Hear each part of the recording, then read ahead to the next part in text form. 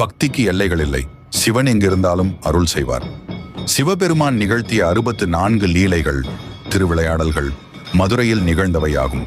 பரஞ்சோதி முனிவர் இயற்றிய திருவிளையாடல் புராணத்தில் இவை விரிவாக கூறப்பட்டுள்ளது. கடல் கடந்த வணிகனுக்கு அருள் செய்தது. மதுரையில் ஒரு சிறந்த வணிகர் கடல் கடந்தும் வணிகம் செய்ய எண்ணினார். பல நாடுகளுக்கு சென்று செல்வம் ஈட்டிய அவர் ஒரு நாள் ஒரு தொலைதூர தீவுக்கு சென்றபோது அங்கு மக்கள் பக்தியுடன் சிவனை வழிபடுவதைக் கண்டார். அவர் உணர்ந்தார், இது வெறும் வணிக பயணம் அல்ல, சிவனின் அழைப்பு.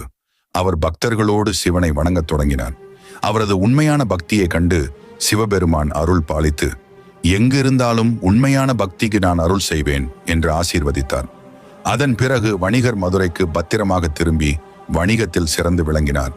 இறுதியாக தனது அனுபவத்திற்காக மதுரையில் ஒரு சிறிய சிவன் கோயிலை எழுப்பி நன்றி செலுத்தினார். இந்த நிகழ்வு நமக்கு உணர்த்துவது, சிவன்